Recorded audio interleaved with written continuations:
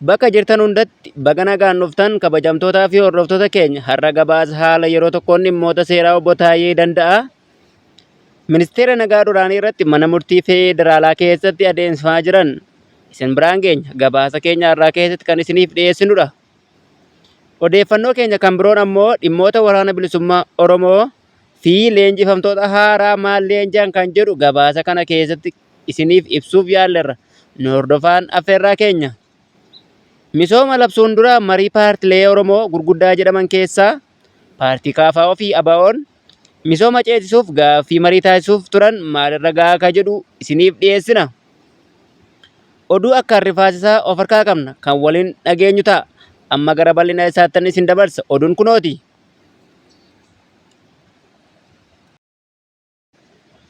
Obbo Taayyee Danda'aan erga aangoo irraa kaafamanii booda himata itti fayyadama meeshaa waraanaa seeraan ala jedhamuun himatamanii turan.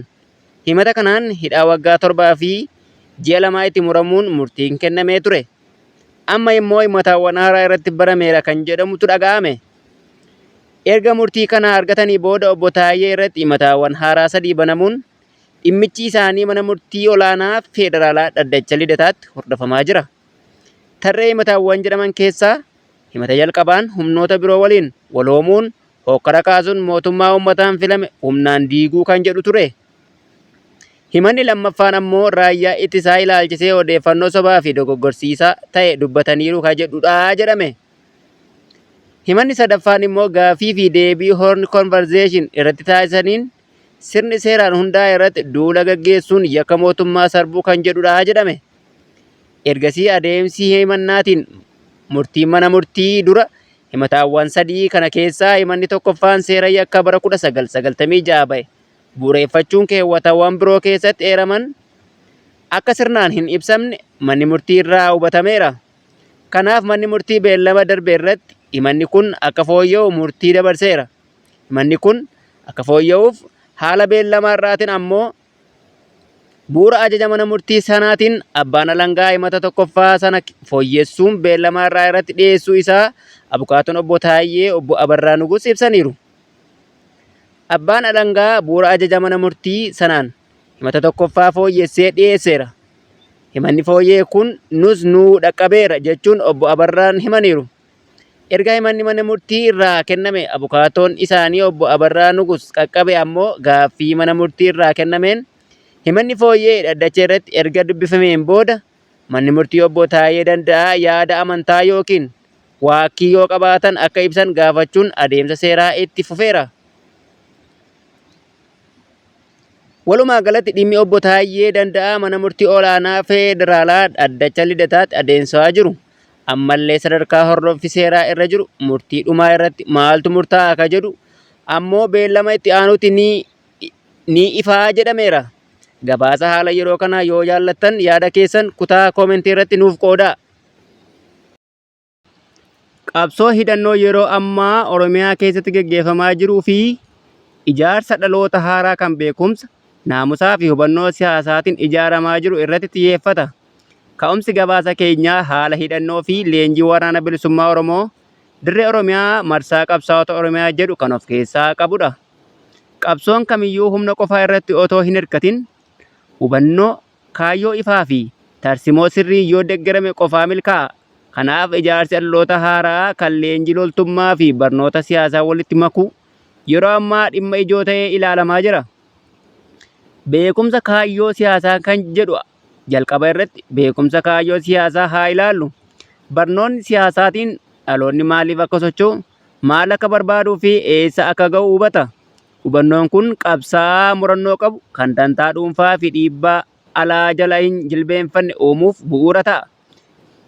Inni itti aanu ammoo naamusaa fi itti gaafatamummaa waraanaa yoo ta'u caalmaatti kun ammoo naamusaa fi itti gaafatamummaa waraanaadha jedhame.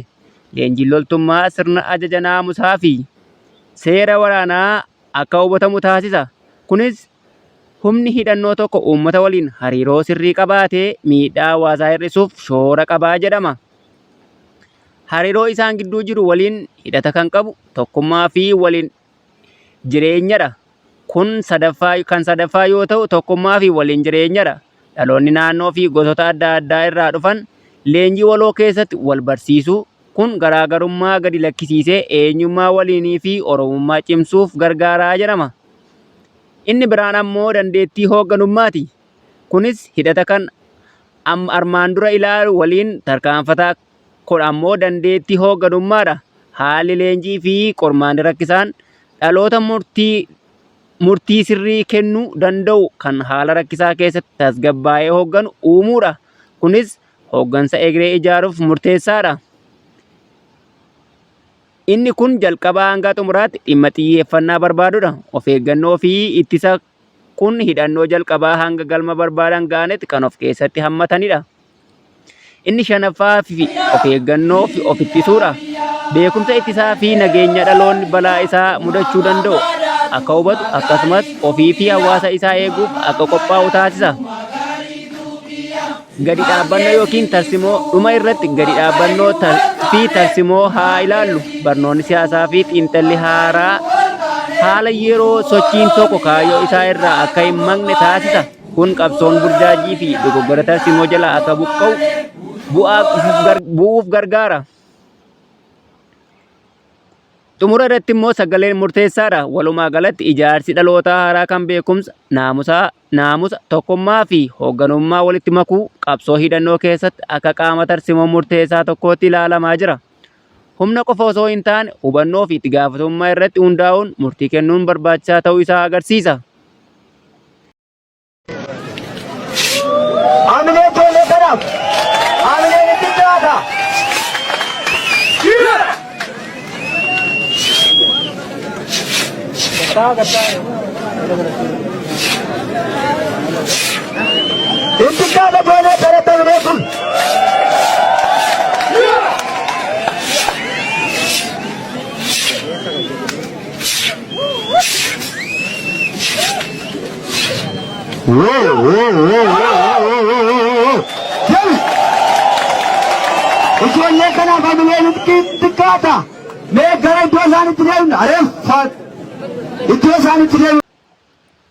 Misoomni gaafa nageenyaan dabalame guddina biyyaa fi hawwata turizimii fida. Nageenyi yoo jiraate biyyi ni misooma. Kanaaf nageenya kan dursu ammoo mariidha. Dhimmoota marii biyyaalessa Oromiyaa irratti paartileen Oromoo gurguddoon KFO fi ABO'n gaaffii mootummaa naannoo Oromiyaaf dhiyaate deebiin isaa maal ture ka jedhudha. Haala rakkoo nageenya Oromiyaa keessaa furmaata maayii akka argatuuf paartileen Oromoo gurguddaan lamaan ABO fi KFO'n baatii lama dura xalayaa banaa mootummaa naannoo Oromiyaa obbo Shimallis Abdiisaaf barreessaniin wal arginee waliin mari'annee dhibdee Oromiyaa keessaa furuuf fala waloon barbaanna jechuun gaafatan.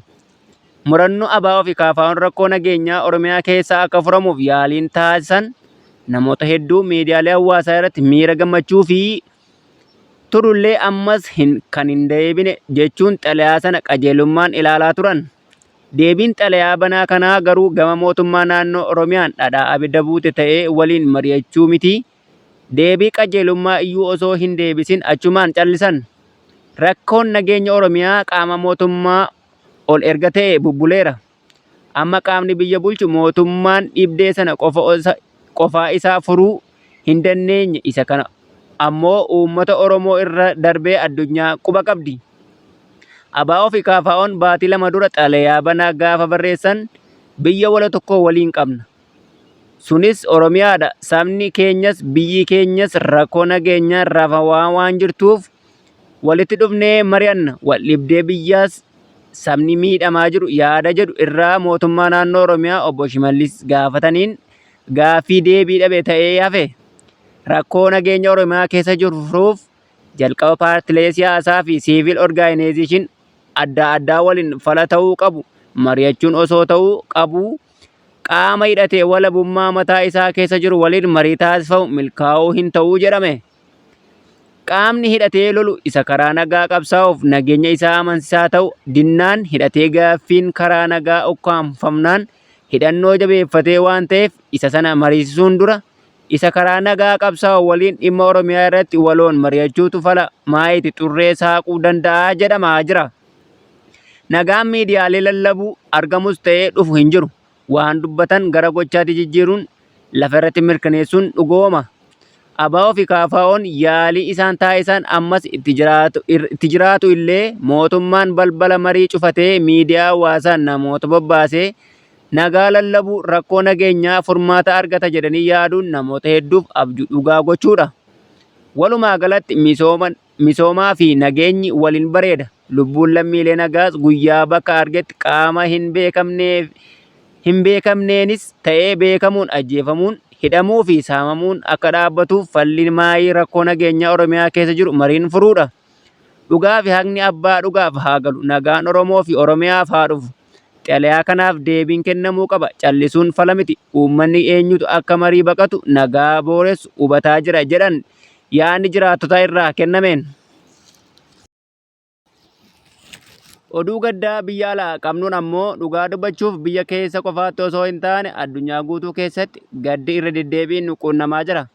Bara kana ammoo gaddi kun akkaan ulfaataadha. Akka gabaasni nutti himu Afrikaa Kibbaa magaalaa Joohanesbargitti minibaasiin daa'imman gara mana barumsaa fe'aa deemaa ture konkolaataa fe'umsaa waliin walitti bu'uun daa'imman 13 lubbuun darbaniiru.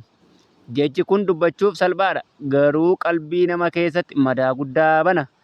Jalqaba bara barnootaa 2026 warri ijoollee isaanii gammachuudhaan mana barumsaa ergan egeree borii abdii maatii fi biyyaa nuuf ta'u jedhanii abdatan. Guyyaa sana faallaa abdii isaanii garaa isaanii keessatti gaddi hin yaadamne argan. Mana tokko keessatti daa'imman 2 yookaan isaa ol caalaa dhabuu caalaa maaltu garaa nama cabsa? Gaaffiin kun deebii hin qabu. Gaddi isaa jecha hin qabnedha. Guyyaan barnootaaf qabsaa'uun eegale guyyaa gaddaa fi boo'ichaatti jijjiirame. Sagaleen kolfaa daa'immanii callisee iddoo isaa immoo boo'icha maatii fi rifannoon hiriyootaa fi gaddi hawaasaa bakka bu'e. Kun gadda tasaa nama naasisudha. Sodaa qalbii namaa seenudha. Haala akkanaa keessatti amantii ofiitti deebinee of kakaasuu fi itti jabaachuun qalbii keenya jajjabeessuuf barbaachisaadha. Jireenya yeroo gabaabaa akka ta'e nagaa fi eeggannoon hammana barbaachisaa akka ta'e nu yaadachiisa. Maatiilee daa'imman isaanii dhaban hundaaf akkasumas namoota kana dhaga'an hundaaf Waaqni jajjabina obsaa fi tasgabbii haa kennu. Gaddi isaanii gadda keenya, boo'ichi isaanii boo'icha keenya. Yeroo kana keessatti jecha tokko qofaan walitti dubbachuuf mararfannoo waliif agarsiisuun dirqama namaati. Rabbi lubbuu boqochiisee haa boqochiisu. Qalbii cabee haa fayyisuu jenna. Egaan kabajamtootaa fi jaallattoota qophii hundee miidiyaa odeeffannoo har'aaf qopheeffanne kana hagammaa ture.